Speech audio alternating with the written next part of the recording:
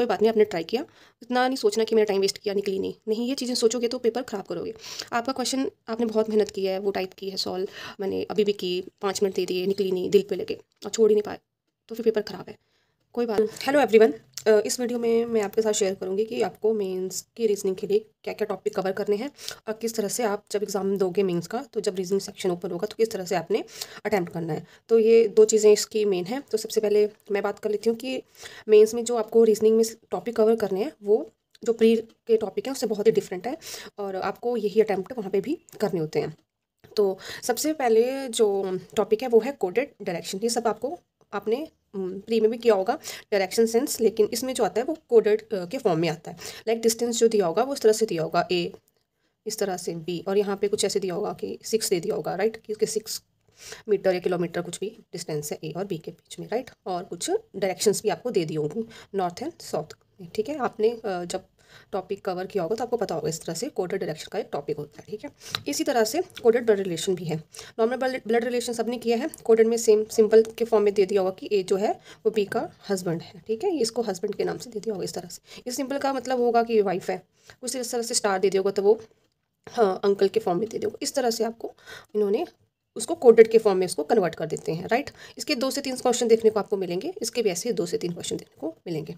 अब नेक्स्ट बात करते हैं इनपुट आउटपुट। ये भी एक मेंस का सिलेबस है, तो इसमें भी इनपुट दी होगी और उसके अकॉर्डिंग कोई पैटर्न दिया होगा, तो आपको क्वेश्चन के फॉर्म में आपको पहचानना है और वो आपको पैटर्न जो है वो डिटेक्ट करना है। तो अब जब अभी मैं सिलेबस की बात कर रही हूँ, क्या होता है वो बाद में बताऊँगी। ठीक है, कोडिंग डिकोडिंग, इसमें भी कुछ वर्ड्स होंगे, लाइक जैसे कि वॉच दे दिया होगा, ठीक है, फिर आगे दे दिया इज़ एक्सपेंसिव। ठीक है, इसका कोई कोड बता दिया होगा इस तरह से, लाइक डॉलर दे दिया होगा, 2 दे दिया होगा और वी, तो आप और इसका दे दिया होगा कुछ स्टार 3S। ये मैं ऐसे बता रही हूँ, इसके अकॉर्डिंग कुछ ऐसे पैटर्न बनाए होंगे, कोडेड फॉर्म होगा, वो आपको पहचानना होता है। ठीक है, इस तरह के क्वेश्चन मेंस में आपको देखने को मिलेंगे। सिलॉजिज्म सबने किया होगा, एक होता है रिवर्स सिलॉजिज्म। ठीक है, तो वो आपको कवर करना है।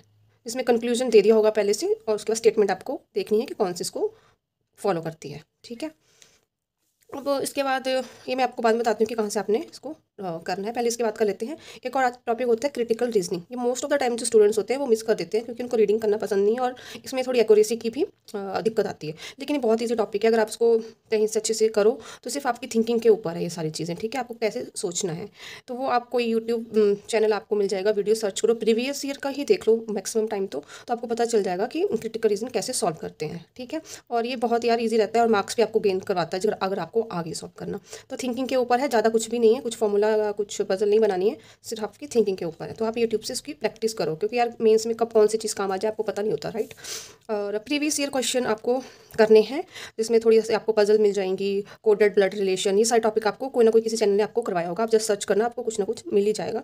तो आप वहाँ से इसको प्रीवियस ईयर को ध्यान में रखो कि किस तरह से पूछते हैं, किस लेवल का आता है। ठीक है, हर लेवल नहीं होता वहाँ पे, जैसे मॉक में बहुत टफ टफ लेवल दिया होता है, प्रैक्टिस के लिए ठीक है, बट यार टाइम वेस्ट करना भी ज़रूरी नहीं है ना, तो आपको उतना ही करना है जितना कि एग्जाम से आपको सिलेक्शन मिले, राइट। ये तो होगी सिलेबस की बात, ये सारा सिलेबस है, फिर से एक बार देख लो।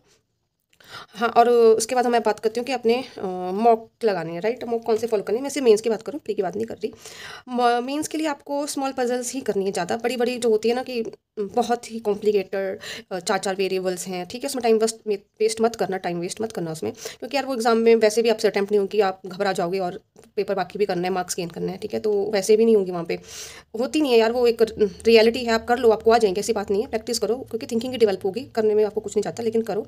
एग्जाम में बहुत बड़ी बड़ी पजल्स तो यार होती नहीं है, एग्जाम टाइप करो, थोड़ी सी छोटी छोटी पजल्स करो, थिंकिंग डेवलप करो, काफ़ी है।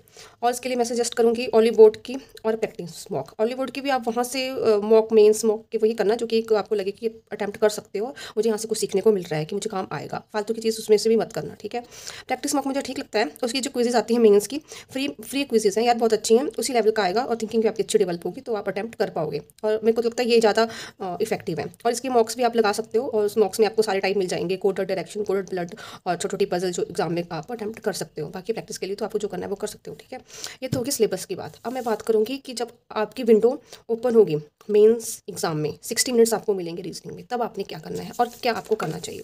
ठीक है, तो सबसे पहले मान लीजिए कि आपका एग्ज़ाम शुरू हो गया है। ठीक है, तो आपको 60 मिनट्स मिलेंगे रीजनिंग को सॉल्व करने के लिए पीओ एग्जाम में। 2 सेक्शन खुलेंगे, सबसे पहले सेक्शन में मिलेगा आपको 1 मार्क के क्वेश्चंस, दूसरे में मिलेंगे 2 मार्क्स के क्वेश्चंस। आपको 2 मार्क्स के क्वेश्चन की विंडो नहीं ओपन करनी है। सबसे पहले आपको सेक्शन 1 मार्क्स वाले क्वेश्चन ओपन करने हैं, ठीक है। आपने फिर से जल्दी से क्वेश्चन सॉल्व नहीं करने हैं। सबसे पहले आपने देखना है कि एग्जामिनर ने आपसे कौन कौन से क्वेश्चन पूछे हैं, ठीक है। एक लाइन बीच में लगानी है आपको एक पेज पे। यहाँ पे आपने मिसलेनियस क्वेश्चंस के बारे में लिखना है और यहाँ पे जो पजल्स और सिटिंग अरेंजमेंट्स आएंगी वो, ठीक है। जैसे कि आपने देखा होगा कि फर्स्ट क्वेश्चन ओपन हो गया, आपको मिल गया कोडेड डायरेक्शन। लिख लो कि 1, 2 एंड 3 क्वेश्चन पे ये क्वेश्चन हैं, राइट। फिर नेक्स्ट आपने मूव किया चौथे नंबर पे, 5वें एंड 6 क्वेश्चन पे आपको कोई पजल दिख गई, तो ऐसे लिख लो कि पजल है, किस टाइप की, थोड़ी बड़ी है तो ऐसे लिख लो बिग 1, ओके। फिर आपने मूव किया नेक्स्ट, तो आपको दिख गया कि एक क्रिटिकल रीजनिंग का क्वेश्चन है 7वें, 8वें, 9वें, ठीक है। ये क्वेश्चन पे आपको क्रिटिकल रीजनिंग देखने को मिली, ठीक है। फिर आपने ऐसे लिख लिया। नेक्स्ट आप मूव किए, फिर से आपको कोई पजल दिखी कि 10, 11 पे 2 ही क्वेश्चन हैं, ठीक है, पर एक पजल है छोटी सी, ठीक है, इतनी सी पजल है और आपको लग रहा है कि मैं कर लूँगा, तो इसके ऊपर ऐसे लिख लो और ये करनी है, ठीक है। फिर इसके बाद फिर से आए और ऐसे ऐसे करते आपने सारा पेपर स्किम कर लिया और आपने सारी नंबरिंग डाल ली लास्ट तक। फिर से आपको क्रिटिकल रीजनिंग दिखी तो इसी पे लिख लो कि 40 पे फिर से क्रिटिकल रीजनिंग है, ठीक है। सारा पेपर स्किम हो गया 1 मार्क वाला। फिर आप करोगे 2 मार्क्स वाले पे। यहाँ पे आपको दिख जाएगी एक, आप बोलोगे इनपुट आउटपुट दिख गई, ऐसे लिख लो कि 36, 37 पे ये है। वहाँ पे भी क्वेश्चन होंगे 1, 2 जो भी है, जैसे भी दिया होगा मार्क, है ना, तो ऐसे लिख लो ये 2 मार्क वाले सेक्शन। फिर दिख गई कि कोडिंग डिकोडिंग है, तो वो भी लिख लो कि कितने पे है, और थोड़ा सा लिख लो कि हाँ अगर को पैटर्न मिलेगा तो मैं कर लूँगा। ये तो होगी आपकी सारी स्कीमिंग की बात की किस तरह से पेपर में कौन से क्वेश्चंस आए हैं। अब आपका जो विंडो है साइड में, वहाँ पे उलझना आपका हो गया है बंद। आपने सिर्फ सीधा यहाँ पे ही देखना है। 5 मिनट लगेंगे ये सब चीज़ें करने में, कोई बात नहीं, लगने दो, आपका बहुत टाइम सेव होगा। अदरवाइज उलझते रह जाओगे, कौन सा क्वेश्चन कहाँ देखा था, वो कहाँ देखा था, बस हो गया फिर तो, ठीक है। ये तो होगी क्वेश्चन देख लिया। फिर आप क्या क्वेश्चन करोगे, सबसे पहले अटैम्प्ट सॉल्व करना स्टार्ट करोगे ना। पजल्स नेवर, कितनी भी पजल सॉल्व की होगी आपने, हज़ारों करोड़ों, कुछ फ़र्क नहीं पड़ता, करनी नहीं है पजल। सबसे पहले जितने भी कोई भी टॉपर्स है, कोई भी सिलेक्शन ली है, मिसलिनियस क्वेश्चन ही अटैम्प्ट करेगा। ईजी है क्योंकि हमने हमेशा से किए हैं, ज़रा सी कोडेड टाइप आ गई है, थोड़ा सा दिमाग लगाना है कि किस तरह से दी हुई है, बन जाएंगी। कुछ भी नहीं है, ये करने को ही दी होती एग्जामिनर ने, किसी ने पीएचडी नहीं करवानी है। उन्होंने खुद बोला है कि बच्चों इनको ही करो, सिलेक्शन लेनी है तो करो, ढूंढो और करो।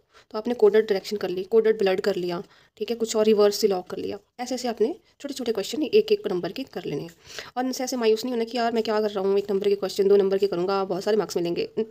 ये सिर्फ लालच दिया हुआ आपको। अगर 2 नंबर के मार्क्स के क्वेश्चन करोगे तो वो टाइम भी उतना लेगा और दिमाग की खपाई भी उतनी होगी। अगर नहीं लिखना ना, फिर आपका एंग्जाइटी लेवल इतना बढ़ जाएगा ना, एक नंबर का क्वेश्चन भी नहीं कर पाओगे, ठीक है। तो ये तो भूल जाओ अभी करने के लिए। पहले तो अपने 1 नंबर के ही करने हैं। आराम से करो, कूल होकर करो, एक्यूरेसी से करो, आराम से आपके 20 मार्क्स आ जाएंगे, ठीक है। नहीं भी आए 15 मार्क्स भी बहुत हैं, बाकी सब्जेक्ट्स ले लेना, ठीक है। पर ये नंबर भी ना आए और आप घबरा रहे हो, पसीने छूट रहे हैं, ज़रा सा भी पढ़ ही नहीं पा रहे हो, अब तो क्वेश्चन की लाइन भी समझ नहीं आ रही है, इस चक्कर में पूरा पेपर बर्बाद करोगे, कोई मतलब नहीं है, ठीक है। चलो ये हो गया मिसलेनियस। अब रहती है पजल या क्रिटिकल रीजनिंग, ठीक है। क्या करोगे, क्रिटिकल अच्छी है तो वो कर लो, 1-2 क्वेश्चंस, ठीक है, जो आते हैं, अच्छे कॉन्फिडेंट लग रहे हो कि डिसीजन मैं ले रहा हूँ और ये ठीक है, लगा दो, कोई चक्कर नहीं। उसके बाद आओ पजल पे। पजल्स कौन सी करनी है, अब छोटी पजल करो 1 नंबर पे। थोड़ा सा मेहनत करवाएगा, ऐसी बात नहीं है, मेंस का पेपर है, इतना भी हलवा नहीं होगा। पर हाँ एक एक लाइन जब पढ़ोगे ना बहुत ईजी होगा, बस जैसे जैसे लाइन पढ़ते जाओगे ना बनती जाएंगी, कुछ भी नहीं होगा। बट हाँ 2 से 3 मार्क्स होगी, बहुत होते हैं मेंस में, ऐसे से ही नंबर बढ़ते हैं, बूंद बूंद से घड़ा बढ़ता है ना, वैसे ही मेंस में 1-1 नंबर से ही आपको सिलेक्शन मिलेगी। ये कर लिया, फिर थोड़ा सा देखा कि हाँ यार एक और पजल लग रही है मुझे, जैसे आई थी, एक सर्कल आया था, 4-5 थे, 9, अच्छा हाँ 9 बंदे थे, तो 1-2 के तो डायरेक्शन ही नहीं दी थी। घबराने वाले घबरा गए कि यार ये क्या बात हुई, इनकी डायरेक्शन नहीं है, मेंस है यार, वो इन्होंने दिया ही नहीं था डाटा, क्वेश्चन में दे दिया हुआ था, क्या कर लेना। जो घबरा के छोड़ दिया वो निकल गया, जिसने थोड़ा सा पढ़ लिया वो उसने कर ली। एक फ्लोर बेस्ड आ गई थी, प्री लेवल थी, कुछ भी नहीं था, आराम से निकल रही थी, आराम से, पर थोड़ा बनाने पर हाँ नंबर इतने थे 3-4 के, 10 नंबर की नहीं थी कि हाँ बोलो 2 मार्क्स के 5 क्वेश्चन है 10 नंबर, वो नहीं मिले मुझे, बट हाँ सिलेक्शन मिली, नंबर नहीं मिले, ठीक है। तो इतने से ही मैंने कर लिया था, थोड़ा सा मिसलिनियस, थोड़ा सा ये, थोड़ा सा ये, और 15-16 नंबर मेरे आराम से आ गए थे। या मैंने 22 का था, थोड़ा सा गलत हो गया, क्रिटिकल शायद मेरी अच्छी नहीं थी उस टाइम, तो चलो फिर भी हो गया, ठीक है। फिर अगर आपको लगता है कि 2 नंबर की भी मैं कर लूँगा, ठीक है, होते हैं यार क्योंकि बहुत अच्छी होती है, आप कर लो फिर, ठीक है। फिर आप 2 नंबर वाली पे आओ, उसमें आपने कोडिंग डिकोडिंग देख ली, पैटर्न मिल गया आपको अच्छे से, ठीक है, तो आपने कर ली, ठीक है, वो भी अच्छी बात है, वो भी करो, आपको 2 मार्क्स मिल जाएंगे। अगर नहीं मिल रहा है कोड, छोड़ दो, कोई बात नहीं, आपने ट्राई किया, इतना नहीं सोचना कि मेरा टाइम वेस्ट किया, निकली नहीं, नहीं ये चीज़ें सोचोगे तो पेपर ख़राब करोगे। आपका क्वेश्चन आपने बहुत मेहनत की है, वो टाइप की है सॉल्व, मैंने अभी भी की, 5 मिनट दे दिए, निकली नहीं, दिल पे लगे और छोड़ ही नहीं पाए, तो फिर पेपर ख़राब है। कोई बात नहीं, छोड़ दो उसको, वहीं छोड़ दो, चाहे कितना भी किया होगा, छोड़ो, कुछ और ढूंढो, आराम से कूल माइंड से सांस लो और नेक्स्ट क्वेश्चन करो। यही चीज़ है मेंस की, और कुछ भी नहीं है, क्योंकि मेंस का सिलेबस आपने देख ही लिया होगा, कुछ भी नहीं है ही नहीं। प्री में तो बहुत मेहनत लगती है यार, बहुत ज़्यादा मेहनत लगती है प्री में। कट ऑफ को पकड़ते पकड़ते उम्र निकल गई मेरी तो। बट इसमें मेंस का मैंने जो एक दो मौके मिले हैं, बट ना मैं समझ गई थी, कुछ भी नहीं था ये। मेंस बहुत ईजी है निकालना, ठीक है। आधे से ज़्यादा कॉम्पिटिशन कट है, और क्वेश्चन भी ऐसे हैं जो आपने ट्राई किए हुए हैं, बस थोड़ा सा एक्यूरेसी से करनी है आपको सारी चीज़ें, वो आप कर लोगे, ठीक है। आपने प्री निकाला है, मेंस आपका निकलेगा निकलेगा, बस वही है। आपको एक अच्छे से पेपर माइंड सेट से देना है, स्ट्रेटेजी होनी चाहिए अटैम्प्ट करने के लिए, पढ़ने की नहीं इसमें। पढ़ आपने प्री का भी लिया होगा ना, फिर भी आप कर लोगे इसको, अगर आराम से करोगे और माइंड सेट होगा कि घबराना नहीं है, अच्छे क्वेश्चन चूज़ करनी है, इजी इजी। फेवरेट के पीछे तो भागो ही मत कि मैंने बहुत पढ़ा है इसके बारे में। मार्क्स गेन करने हैं चुन चुन के, इधर से उधर से उधर से उधर से, चाहे वो आपने टॉपिक कभी किया ही नहीं हो। हाँ, एक और टॉपिक आता है इसमें, कौन सा था वो, जिसमें स्टेटमेंट दी होती है कि कौन सी डाटा सफिशिएंसी, ठीक है। अगर 2 स्टेटमेंट है तो करो यार आराम से, मैंने भी की थी। 2 से 3 नंबर के क्वेश्चंस थे वो, ठीक है। वो भी इजीली बन जाती है, एक एक चीज़ के बनाओ कि ये बन गया, फिर अच्छा इसको उसके साथ जोड़ो, आपको वो तो आप प्रैक्टिस करोगे, वो आपको मेथड पता होगा कैसे करते हैं। ये भी करने वाला टॉपिक है, ठीक है।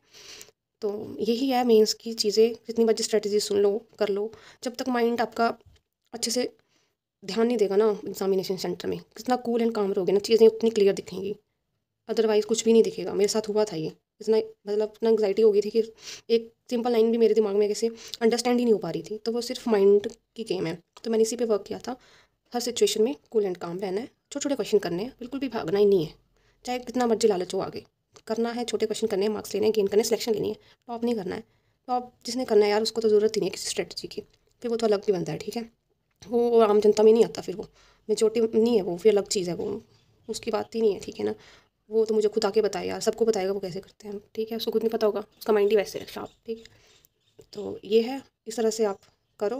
बाकी और सब्जेक्ट के बारे में बताऊँगी कि अगर ठीक लगा आपको तो, कि कैसे सोचना है एग्जामिनेशन सेंटर में, जो स्क्रीन सामने होगी वो चीज़ कैसे हैंडल करनी है, ठीक है। तब तक के लिए बाय बाय।